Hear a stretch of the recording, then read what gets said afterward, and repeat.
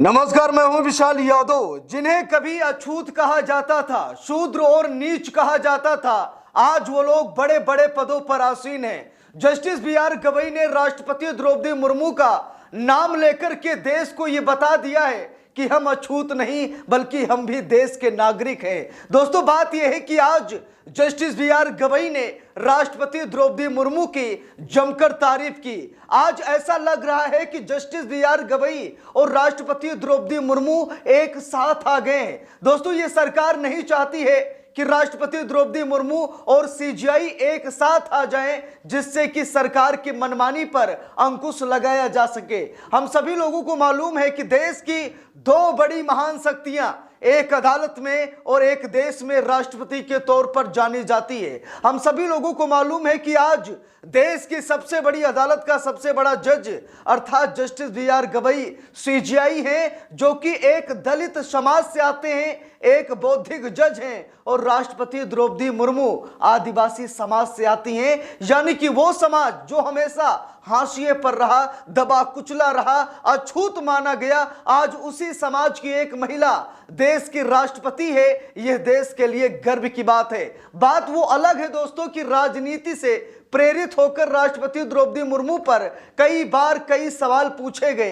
कई बार राष्ट्रपति द्रौपदी मुर्मू पर यह आरोप लगाया गया कि मोदी के इशारे पर यह काम करती हैं, नरेंद्र मोदी जैसा कहते हैं राष्ट्रपति वैसा ही करती हैं। यानी कि राष्ट्रपति द्रौपदी मुर्मू को मोदी का रबड़ स्टैंप और कठपुतली तक कहा गया। लेकिन आज जस्टिस बी.आर. गवई को इस बात का गर्व है कि जिस समाज को नीचा कहा गया, जिस समाज को उपेक्षित कहा गया, जिस समाज को शूद्र कहा गया, जिसे अछूत माना गया, आज उसी समाज के लोग इतिहास रच रहे हैं। दोस्तों, खबर बड़ी है, आप सभी लोगों को जरूर देखनी चाहिए। Justice B R. गवई का यह बयान मनुवादियों में आग लगा देगा। दोस्तों, आग लगा देगा।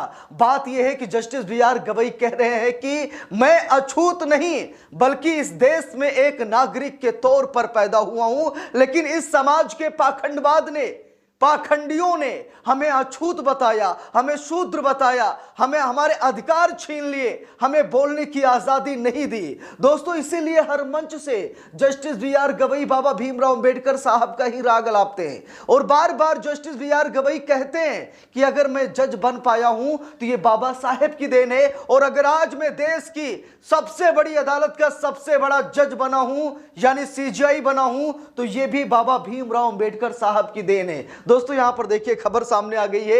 एबीपी न्यूज में यह खबर छपी भी है, लिखा भी है, जिन लोगों को बताया जाता था अछूत, उन्हीं में से एक आज न्यायपालिका के सबसे ऊंचे पद पर बैठा है। दलितों को लेकर सीजीआई गवई की अहम टिप्पणी। दोस्तों, जस्टिस बी.आर. गवई ने कहा कि जिन्हें ये मनुवादी अछूत कहते थे, शूद्र और नीच कहते थे, आज उन्हीं में से मैं एक देश की सबसे बड़ी अदालत का सबसे बड़ा जज यानी कि सबसे ऊंचे पायदान पर मैं पहुंच गया हूं। सबसे ऊंची कुर्सी हमारी है, क्योंकि उन लोगों की नजर में मैं अछूत था, लेकिन सच्चाई यह है कि मैं भी एक भारत का नागरिक था, इसलिए आज सबसे ऊंचे पद पर मैं बैठा हूं। गर्व है जस्टिस बी.आर. गवई को, और गर्व आप सभी लोगों को होना चाहिए, दलितों, पिछड़ों और अल्पसंख्यकों को होना चाहिए। Justice B R. गवई ने राष्ट्रपति द्रौपदी मुर्मू का भी नाम लिया। Justice B R. गवई ये कोशिश कर रहे हैं कि राष्ट्रपति द्रौपदी मुर्मू अपने समाज को पहचाने, अपने समाज की लड़ाई लड़े। वैसे तो देश के राष्ट्रपति हैं, लेकिन उनका भी कुछ कर्तव्य बनता है कि अपनी जात मजहब के लोगों को मजबूत करें। वो समाज जो हाशिए पर है, दबा कुचला समाज है, उसे शिक्षा प्रदान करें, उसे रोजगार प्रदान करें और उसे शिक्षित बनाएं, ताकि वो भी अपने हक की लड़ाई लड़ सके। दोस्तों, बात यह है कि इन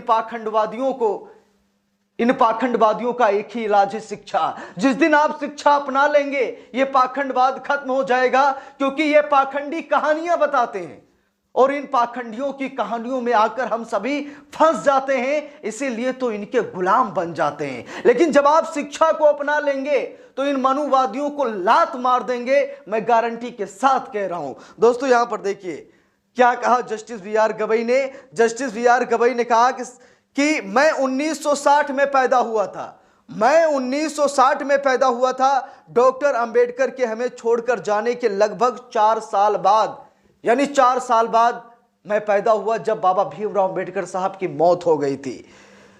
लिखा भी है 1960 में मैं पैदा हुआ था। डॉक्टर अंबेडकर के हमें छोड़कर जाने के लगभग 4 साल बाद मैं भारत के नागरिक के रूप में पैदा हुआ, न कि अछूत के रूप में। मेरे घर में डॉक्टर अंबेडकर की उपस्थिति हमेशा महसूस की जाती थी। छोटी सी उम्र में मैं उनकी हिम्मत, बुद्धिमत्ता और समानता से जुड़ी कहानियां सुनता था। ये कहानियां मेरे मूल्यों, दृष्टिकोण और उद्देश्य का हिस्सा बन गईं। उन्होंने कहा कि डॉक्टर अंबेडकर का एक ऐसे समाज का दृष्टिकोण रहा जहां हर नागरिक को संवैधानिक लाभ मिले। ये न्यायपालिका, विधायिका और कार्यकारी कार्यवाहियों से धीरे धीरे साकार हुआ। उन्होंने कहा कि यह गर्व की बात है कि पिछले 75 वर्षों में देश ने 2 महिला राष्ट्रपतियों को देखा है।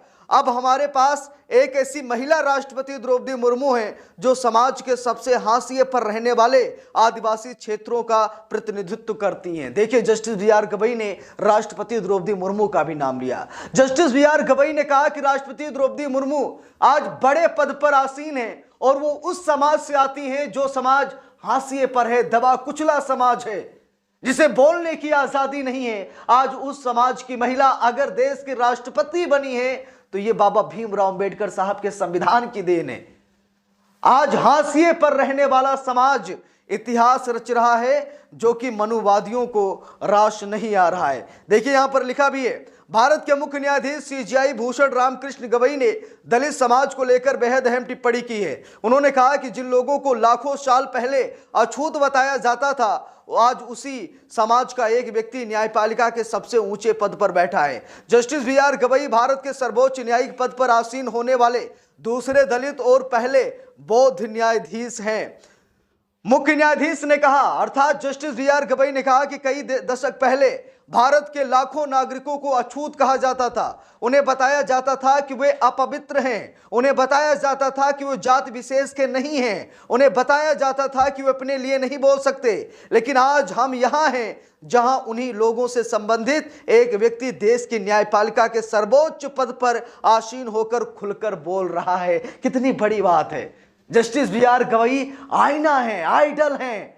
Justice B R. गवई कह रहे हैं कि लाखों सालों से कुछ लोगों द्वारा हमारी जाति विशेष को बोलने की आजादी नहीं रही, नहीं दी जाती थी। अछूत कहा जाता था, अपवित्र कहा जाता था, हमारी बात नहीं सुनी जाती थी, बोलने की आजादी नहीं थी। लेकिन आज उसी समाज का एक लड़का देश की सबसे बड़ी अदालत का सबसे बड़ा जज बनकर के वो बोल रहा है और लोग सुन रहे हैं। ऐसा इसीलिए हुआ क्योंकि शिक्षा अपनाई है जस्टिस बी.आर. गवई ने। देखिए, लिखा भी है,